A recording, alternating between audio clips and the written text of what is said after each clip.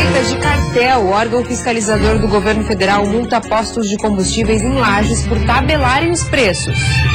Fraudes em carteiras de habilitação. Depois de denúncias, 2 autoescolas são fechadas no meio-oeste. O governo do estado assina a ordem de serviço para a continuidade das obras de duplicação da rodovia que dá acesso ao aeroporto na capital. E ainda no futebol, 2 jogos importantes para os catarinenses hoje à noite. O Figueirense tenta avançar para a próxima fase da Copa do Brasil, enfrentando o Santos na Vila Belmiro. Já a Chapecoense joga em casa contra o Universitário do Paraguai para seguir na Copa Sul-Americana. O empate sem gols classifica o Verdão. Violência de torcedores. Polícia responsabiliza o passado na BR-101. João Grato, que estava num micro-ônibus com torcedores do Avaí, foi atingido por uma pedrada na cabeça. O Band Cidade desta quinta-feira já está no ar.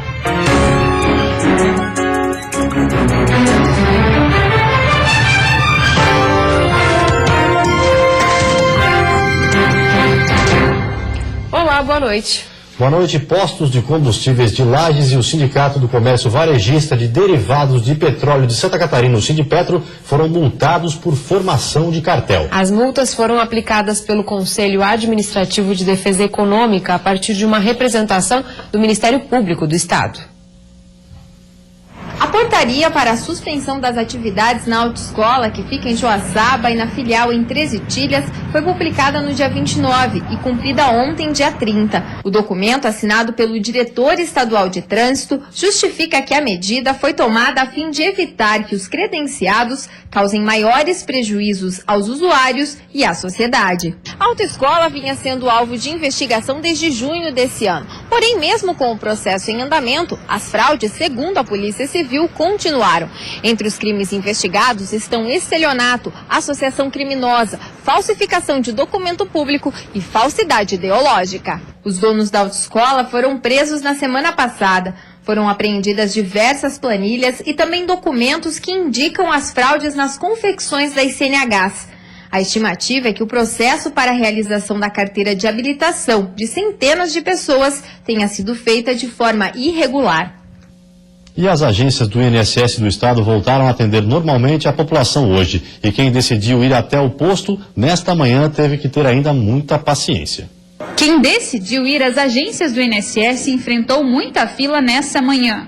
Depois de 84 dias de greve, tinha muita gente querendo resolver a situação. Eu vim hoje atrás da minha aposentadoria, que dentro é mês de junho, aí fechou o INSS, estou voltando hoje toda essa fila agora aí. Já faz 3 meses que eu estou sem receber.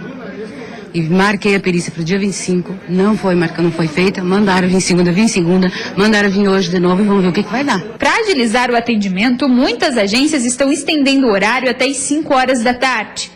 Em Lages, por exemplo, senhas foram distribuídas para evitar tumultos. Todos os servidores estão aplicados em atender aquela demanda que é espontânea, que nós chamamos, né?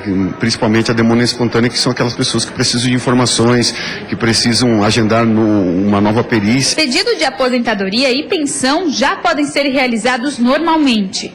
Quem recebe por procuração já teve o benefício renovado automaticamente até o dia 31 de outubro e não precisa ir ao INSS. Este funcionário explica que agora o ideal mesmo é só procurar o atendimento se for urgente. As pessoas que não precisam de algo urgente nosso aqui da agência, se eles puderem recorrer ao 135, 135 continua funcionando, não é só no período da greve. Temos o site da Previdência, previdenciasocial.gov.br, que as pessoas possam acessar ali e tentar agendar perícias novas e etc e tal, e que não venham na agência nesse primeiro momento. Para evitar transtornos, o INSS informou que as pessoas devem buscar informações através do telefone 135 ou também da internet, onde os atendimentos também podem ser agendados antes de ir às agências. Já quanto às perícias médicas, a dica é consultar como está a situação na agência onde o atendimento foi agendado, já que muitos médicos peritos ainda continuam em greve. Por esse motivo, teve gente que saiu sem atendimento. Na agência de Lages, um dos 9 médicos está trabalhando. Ela tinha uma perícia marcada para hoje às 9 horas da manhã. A gente chegou aqui 8h30 e eles remarcaram para o fim do mês que vem. Ou seja, o médico perito ainda não está atendendo? Não, ainda não está atendendo. Já a dona Maria saiu aliviada hoje. conseguiu o documento que precisava para o benefício do marido. Vim cedinho aqui e já está tudo resolvido. Tá mais aliviado agora? Tá mais aliviado, sim, graças a Deus, já deu tudo certo. E a seguir, combate permanente. Focos do mosquito transmissor da dengue diminuíram 70% neste ano em Chapecó. E ainda mais acessibilidade em espaços públicos. Foi lançado hoje um aplicativo para pessoas com deficiência visual. É um instante só, a gente olha.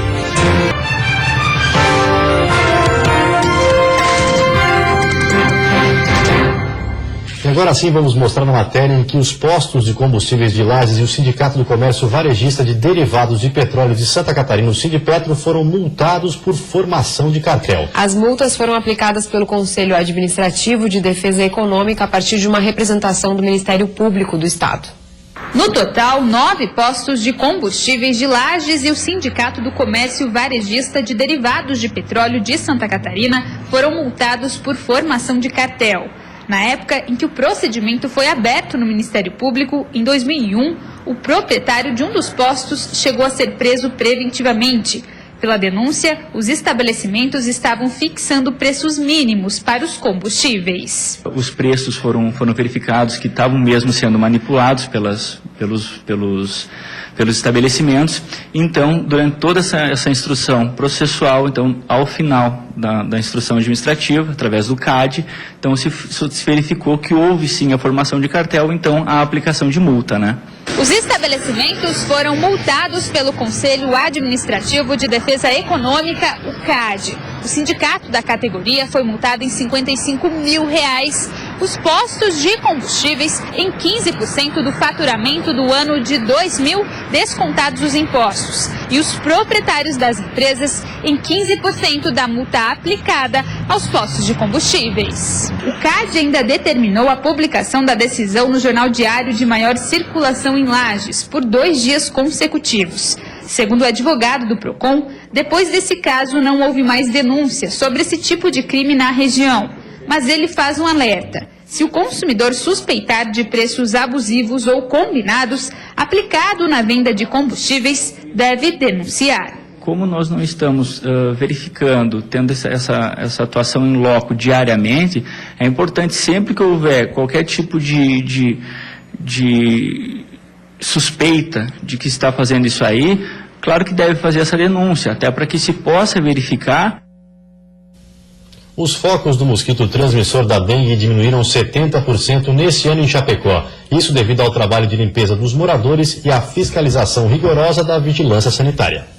Seu Moisés é quem cuida da parte externa da casa. Ele procura deixar tudo organizado, sem água parada, para não atrair o mosquito da dengue. Corto sempre a grama bem paradinha, limpeza, não deixar criar lixo no terreno, deixar sempre limpo. A água não deixar depositada em parte nenhuma. Daí a gente se conserva sempre, não deixar as coisas tomar conta. As agentes de combate à dengue reforçaram a fiscalização nos locais onde o maior número de focos do mosquito foi identificado. Neste ano já foram retirados de circulação mais de 46 mil pneus. Além disso, foram feitas mais de 1.200 borrifações para limpar os locais de risco e aproximadamente 140 visitas em residências.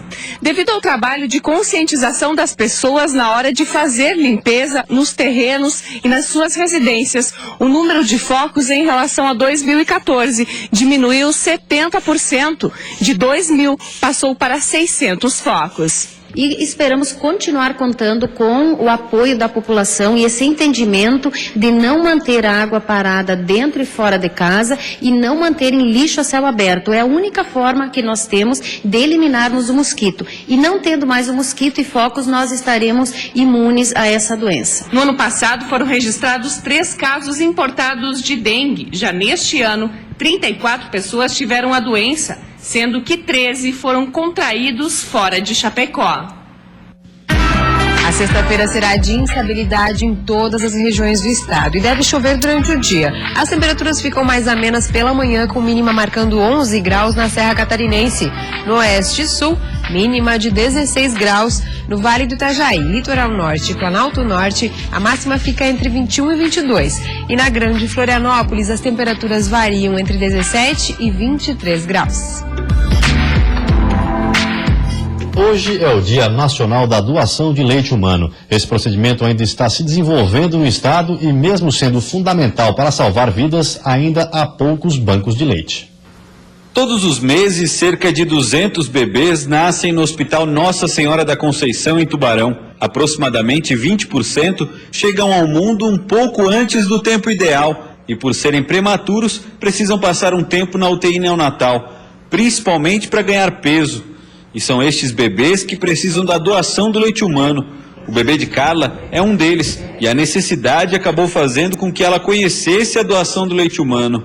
Como no início da amamentação, o organismo acaba produzindo muito mais do que o que o filho precisa, ela tem doado o excesso para o banco de leite do hospital. Outras crianças também necessitam desse leite, né? Tanto eu boto para o meu filho e também dou para as outras crianças aqui da maternidade. O Dr. Flávio é um dos pediatras que acompanham a evolução no dia a dia dos bebês da UTI. Para o especialista, é nítida a evolução no quadro dos pequenos quando eles são alimentados com leite humano.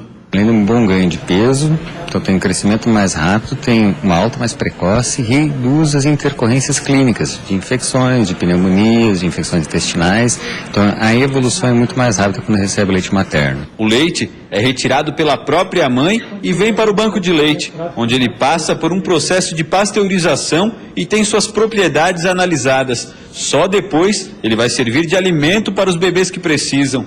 Essa coleta pode ser feita até mesmo em casa. A gente oferece já o kit, o vidro, máscara, touca, né, e tudo que precisa, o folder, né, e orientamos essa mãe. E aqui na região de Tubarão, nós ou as voluntárias, a gente vai na casa dessa mãe pegar o leite se ela não pode trazer. Mesmo com toda a importância da doação do leite humano, o Hospital Nossa Senhora da Conceição, em Tubarão, é o único da região sul do estado a possuir um banco de leite. Isso faz com que algumas mães até tenham vontade de doar, mas não tenham condições de trazer o leite até o local. É o caso de Daniela. Ela mora em Içara e vai doar o leite enquanto o filho estiver na UTI em Tubarão. Mas depois, ela não terá como levar o leite até o banco. Esses bebês que ficam na UTI, eles estão muito frágeis, então o leite materno ajuda muito eles ali na recuperação deles. Bastante criança ali dentro que com a ajuda do leite materno sai bem rápido. A doação de leite humano é o que traz a esperança de uma recuperação mais saudável para milhares de crianças. Eles necessitam muito, né? São os anjinhos, precisam desse leite, não adianta, para sobreviver, né? Foi lançado hoje na Assembleia Legislativa um aplicativo para facilitar o deslocamento de pessoas com deficiência visual. Através de uma gravação, o sistema orienta a circulação dos deficientes em espaços públicos. Laélio é cego há 15 anos, mas a falta de visão não é para ele um obstáculo. Independente e já acostumado a circular sozinho, ele acaba de ganhar maior acessibilidade. Com o lançamento do Via Voz, um aplicativo para celulares e tablets, agora uma voz guia seus passos. Siga em frente por 8 metros. É uma das grandes lutas que nós temos, essa questão da mobilidade, essa questão da acessibilidade. E o aplicativo devidamente instalado, né, nos ambientes vai facilitar muito, com certeza. Né? Eu penso que daqui para frente nós vamos ter uma nova realidade para as pessoas com deficiência. A Assembleia Legislativa foi um dos primeiros prédios públicos a implantar o sistema. O desenvolvedor do aplicativo relembra que a ideia do Via Voz surgiu em uma conversa com uma amiga que é deficiente visual. A gente pensou em desenvolver um aplicativo que pudesse dar autonomia com relação à direção dentro de ambientes fechados. Orientar a pessoa, olha, para chegar em determinado local você tem que virar à direita, seguir por esse corredor por 10 metros, depois virar à esquerda. Realmente dá autonomia, né? Para que o aplicativo previamente mapeado, os locais são analisados e inseridos no programa. Assim, com o aplicativo instalado, todos os espaços podem ser acessados pelo deficiente visual. A utilização do aplicativo é muito simples. Com um smartphone ou um tablet, o usuário interage com o menu e seleciona seu destino desejado, como neste caso o plenário da Assembleia Legislativa. A partir daí, com o destino selecionado, o usuário escuta as instruções de como chegar até o local. Segundo dados do IBGE de 2010, mais de 6,5 milhões de pessoas no Brasil possuem alguma deficiência visual. Destas, mais de 500 mil são totalmente cegas. E por isso, o objetivo é expandir o sistema para outros locais e para outros estados do país. É muito fácil de manuseio. O aplicativo a gente baixa gratuitamente, não é? E instala no smartphone. Ele é totalmente acessível, não é? E de fácil manuseio, tranquilo. E a seguir tem futebol. O Chapecoense joga pela Sul-Americana com o time reserva e o Figueirense encara o Santos com força total pela Copa do Brasil. E a Justiça responsabiliza 4 pessoas pela morte do torcedor do Avaí no ano passado, na BR-101.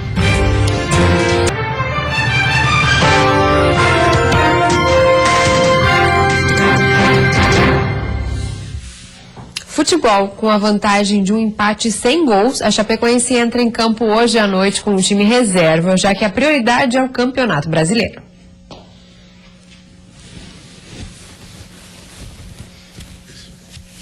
Muitos treinamentos no decorrer da semana. Hoje à noite, a Chapecoense enfrenta o Libertad em casa pela Sul-Americana. O comandante deverá usar o time reserva e o goleiro Danilo. A vantagem é do time catarinense, que precisa de um empate sem gols para continuar na competição. Para que a gente possa coroar com uma grande atuação e conseguir a tão almejada vitória, a tão almejada classificação e sair fortalecido dessa batalha, da batalha de domingo. Wanderson está no clube desde 2011 e vai ter a oportunidade de entrar em campo e mostrar que o elenco reserva também pode dar bons resultados. Com certeza vamos sair daqui classificado, porque a gente vai dar tudo ali dentro. E quando você deixa tudo ali dentro, dá o seu melhor, as coisas acontecem. Para o duelo contra os paraguaios, Guto Ferreira fez apenas uma mudança. Camilo no lugar de Thiago Luiz. Gil ficará no banco e Wilson, que voltou a treinar, não foi relacionado. E pela Copa do Brasil, o Figueirense tenta reverter o resultado negativo no Orlando Scarpelli e enfrenta o Santos no Pacaembu. O alvinegro pode ter o retorno de Carlos Alberto, que estava lesionado.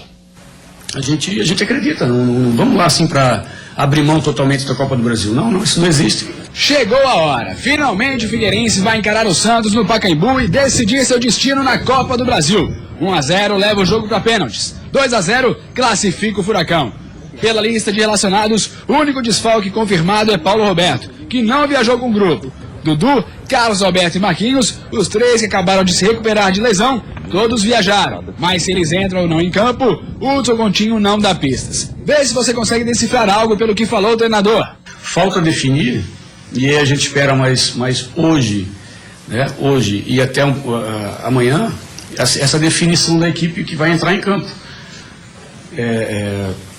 Estão liberados. Pode acontecer alguma coisa. Pelo menos agora falta pouco para as dúvidas acabarem. Às 9 da noite, no Pacaembu, o torcedor descobre se o Figueira vai com o time principal ou misto, se vai passar ou não, e se o psicológico melhorou desde o último jogo contra o Corinthians. Uma vitória, um empate, o próprio empate lá não é um mau resultado, a gente sai da Copa do Brasil, mas ele pode em termos de confiança, melhorar, né, o ambiente, a cabeça dos atletas. A violência no futebol. 4 pessoas são responsabilizadas pela morte do torcedor do Avaí no ano passado, na BR-101. O torcedor João Graff, de 27 anos, voltava de Curitiba num ônibus de excursão quando foi atingido por uma pedrada. O crime aconteceu no dia 24 de setembro do ano passado, na BR-101, em Balneário Camboriú. Imagens de câmeras de monitoramento da concessionária que administra a rodovia mostram a ação de um grupo em cima do viaduto, que fica no quilômetro 132. Algumas pessoas são vistas atirando pedras e depois correndo. 22 torcedores do Avaí estavam dentro do micro-ônibus. João Graff, que estava ao lado do motorista, foi atingido na cabeça e morreu no hospital. O inquérito policial agora vai ser entregue ao Ministério Público para o prosseguimento do processo. E a seguir, ordem de serviço para o segundo lote das obras de acesso ao aeroporto da capital foi assinada hoje. E ainda desafios e perspectivas. A expedição da agricultura familiar, que está percorrendo boa parte do país, esteve hoje em Chapecó. Nós voltamos já.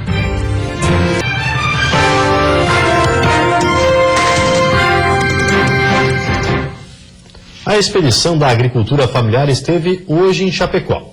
O projeto está percorrendo os estados de Santa Catarina, Paraná, Rio Grande do Sul, Minas Gerais, Bahia e Mato Grosso.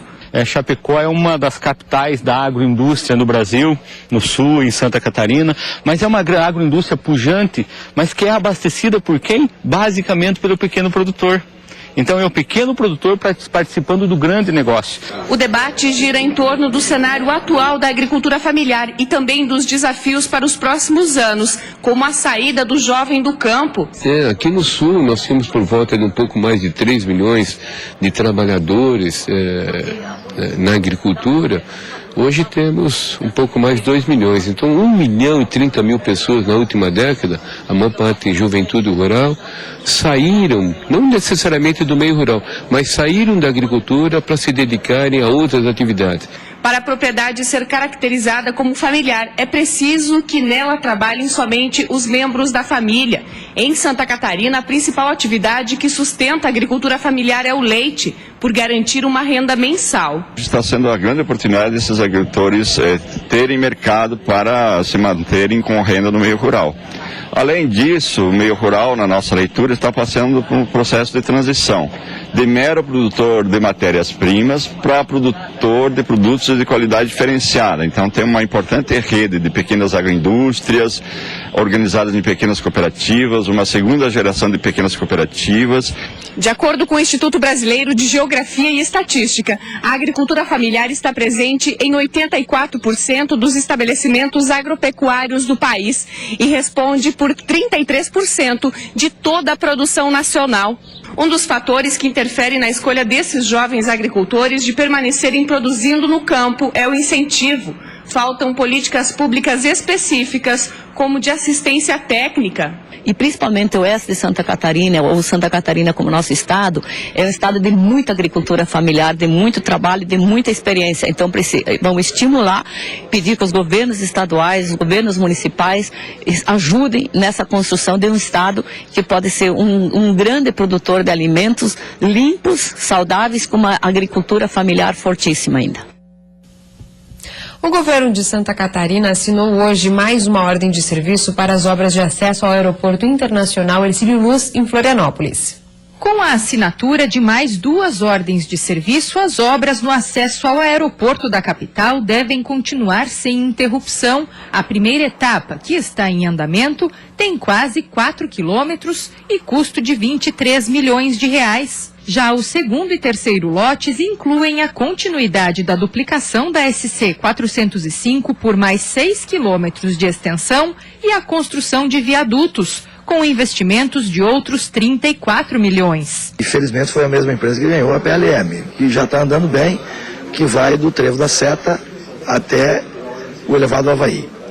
O segundo lote que nós demos a ordem de serviço hoje vai da 405 até o Rio Fazendinha. Com prazo de 720 dias, todas as fases devem terminar praticamente juntas. A expectativa é melhorar o trânsito local, além de incentivar também a ampliação do turismo, com a melhoria da infraestrutura na região. Esses são recursos do pacto, né? É um financiamento, mas já contratado e com os recursos assegurados e disponíveis. Então a gente está pronto para acelerar a obra e executar. Na última temporada, Santa Catarina recebeu quase 6 milhões de visitantes. Os turistas vêm dos países do Mercosul e de estados como Rio de Janeiro e Minas Gerais. Mas nem só para o lazer está a nossa vocação.